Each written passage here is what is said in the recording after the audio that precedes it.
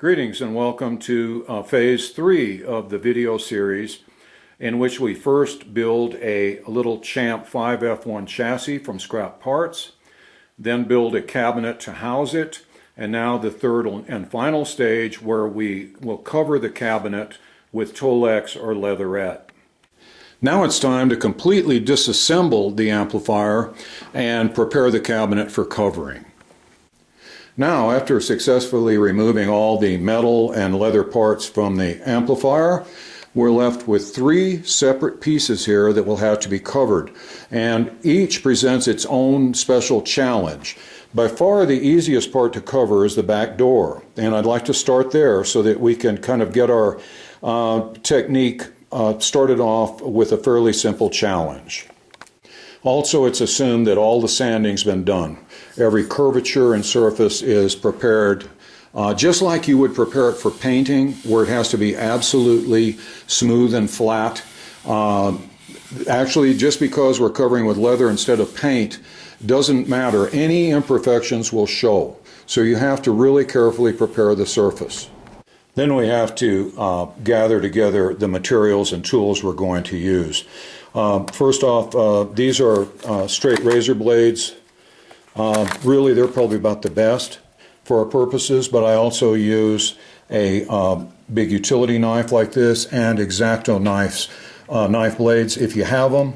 If you don't, I think the razor blades will do fine. Almost all this stuff's readily available at Home Depot.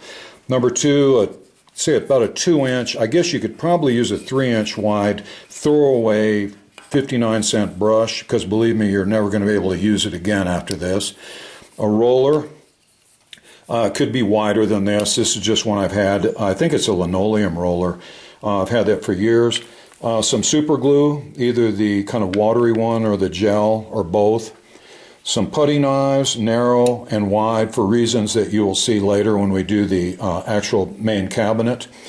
And finally, the types of glue. Number 1, I use a weldwood contact cement on the wood, and then I use a V&S 185 spray adhesive. There's 2 different types.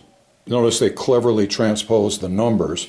To me, they're the same, and I use this on the backing of the leather material. First off, let's take a look at the material we'll be using on the cabinet and back door. I picked a kind of a medium to dark brown crocodile pattern that is cloth backed. Now, there's more variations in covering material than you may realize. Tolex is the one everyone thinks of, and it's almost paper-like. Okay, it's almost like putting on wallpaper. I tend to go more with upholstery materials like this that are leatherettes. And in your leatherettes, there's 2 variations in backing material. One is kind of a shiny, smooth backing, and the other is this cloth backing, sort of a linen backing. I'm telling you that the glue sticks to the cloth type backing like grim death. I mean, I don't think 7 semi-trucks could get this stuff off the cabinet once it's attached. The smooth, shiny backed covering material does not stick near as well and may tend to come loose on you. Okay, now that we've fully discussed the types of upholstery material and the tools and glues that we'll be using, I think it's time to get started to work on this cabinet. And like I said, the back door and the speaker baffle are much easier to do than the cabinet itself. So I think I'll start on the back door. Okay, now it has some very important skills involved in upholstering it, including mitered corners, and then working inside curvatures. Okay, so without further ado, let's get started on that pesky back door. Rusty, are you ready to upholster this cabinet? No help. Now we lay the back door down on the rear surface of the material, give ourselves enough leeway to have enough material to wrap around nicely, and then draw an outline where we will cut. Okay, now we've cut out the material with some margin around the edges so that we can fold it over and glue it down. And now the fun begins. Now we set down newspapers on our work surface. In my case, it's about a 600 page part of the newspaper that listed people with outstanding warrants. Hopefully my name's not on here. And put blocks under the back door to lift it up so that we can get to the edges here nice and cleanly. Then using our 39-cent throwaway brush and our weldwood contact cement, we're going to put one smooth coat onto the back door. Now, after you've finished applying a fairly thick but smooth coating of the contact cement to the proper side of the back door, we're going to set our brush in a cup of water, which will keep the oxygen from hardening the glue and keep our brush fresh throughout the day. We'll cap our contact cement, and then we'll give this probably 20 or 30 minutes to dry until it's just barely tacky to the touch. Also, be sure you put a real heavy coat here where the edge of the wood is more porous. Okay, I really slather it on here on the edges. On these surfaces here, they're not as porous, but on the cut edges, you really need to put it on heavy. Also, depending on your temperature and humidity, you can use a hairdryer to accelerate this drying process. Now, to show you just how untacky it is, I can actually press paper against it and it won't stick. And that's what you want for the first coat. Now, take your brush out of the water, shake off all the extra water, and apply a second heavy coat of contact cement to the back door, especially around the edges where it has been cut. Remember, they're porous and they're going to soak in a lot of the contact cement. After your second heavy coat, cap your contact cement, a brush in the water, and let it dry. Okay, now the second coat's not going to get as dull as the first, and that's what you want. There should be sort of a good semi-gloss sheen to the surface. That'll make for a real good adhesion. Now while the back door is drying, it's almost dry now, I'm going to set my upholstery material out here for the back door and spray a heavy coat of this spray adhesive on the rear surface of it. The glue is real messy, so be sure you're spraying outside, and also be sure that you get a nice coat all around the edges here. Okay, now before this dries, while it's still real tacky, we're going to move it in and set it down on our work table. Then with the material face down and glue side up on your workbench, you're going to take the sticky side of your back door, flip it over, and press it down in the best alignment you can to leave an even margin around the edge. I can't do this with one hand, so I'll be back in a second. Okay, now with the back door properly centered in the upholstery material, push down as hard as you can, all the way around, and then we're going to apply a band of contact cement all the way around the edge here so that this already sprayed material will have something to stick to when we fold it over.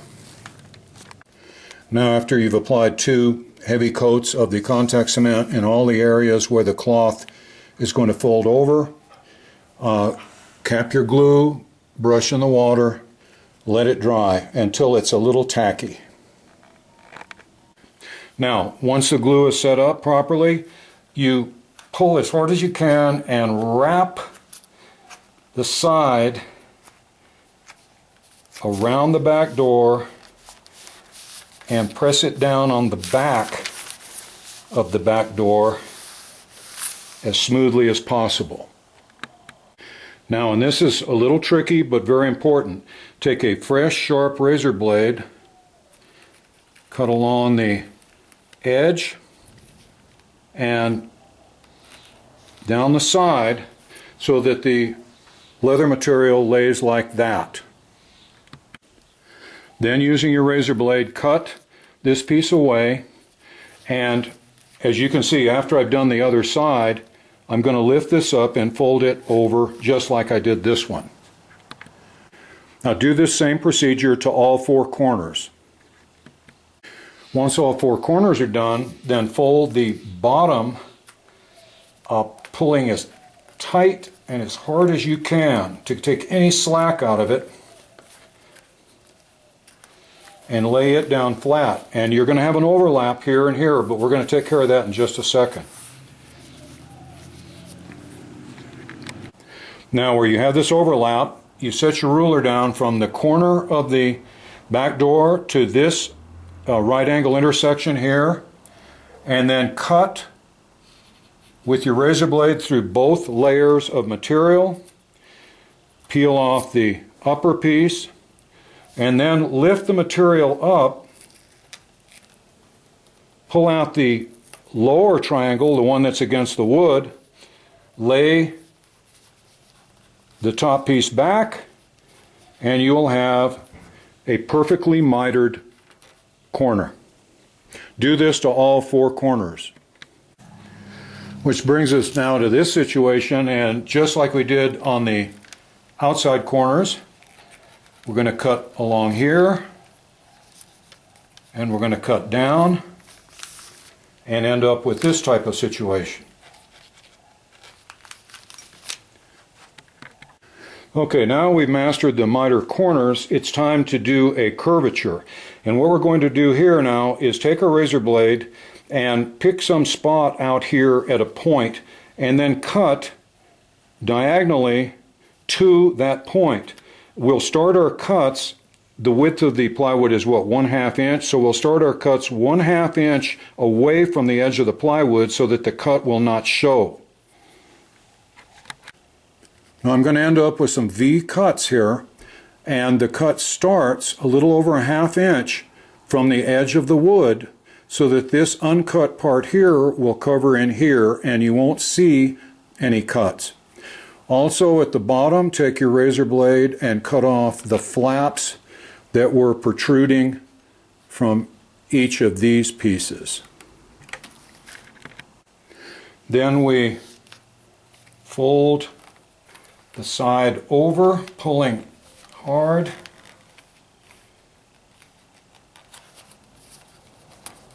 and press it down flat. We come up here to where our triangles are, pull on them, stretch them around, and do that on both sides.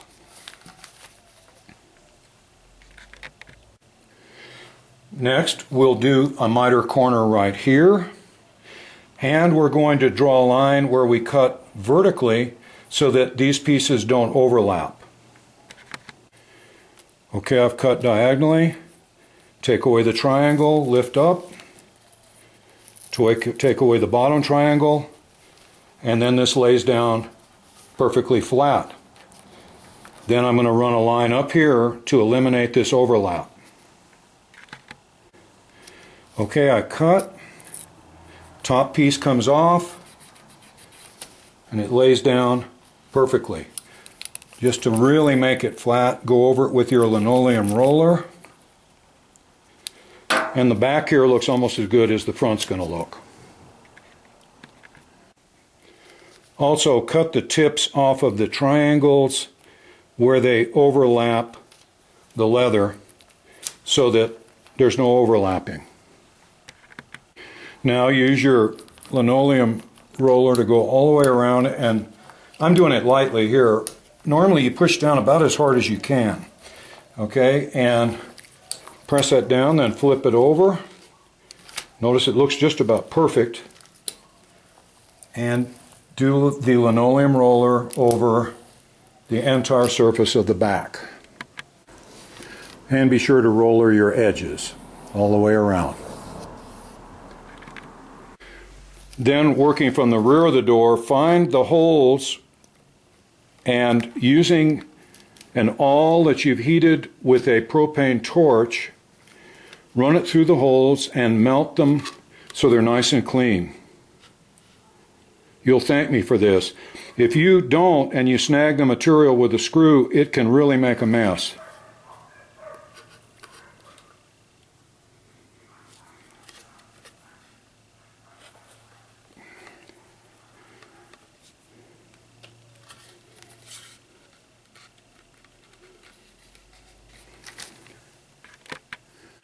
And you'll end up with some nice clean round holes like this for the screws to hold the back door on. Also, you'll have this beautiful flat finish, nicely radiused turns, mitered corners. I think this back door, if you followed all the steps, your back door should be able to hold its own with any that a factory could make. Back door really looks nice in the sun, where you can see the grain and color. This turned out really well. I hope yours did too. And just for fun, I'm going to see how it looks in place. Looks wonderful. Also, I have sufficient clearance here for the 2 layers of upholstery material, 1 layer on either side. Room at the top and at the bottom. So right now everything looks great. Well, and here's the back door in place in the cabinet with plenty of room here to allow for the upholstery material that will wrap around here and here in the cabinet. I think it looks wonderful, and I think I'm going to stop here on this first video and pick up again in a second video in which we will do the speaker baffle and the cabinet itself. Okay, so stay tuned. Thanks for watching. Bye.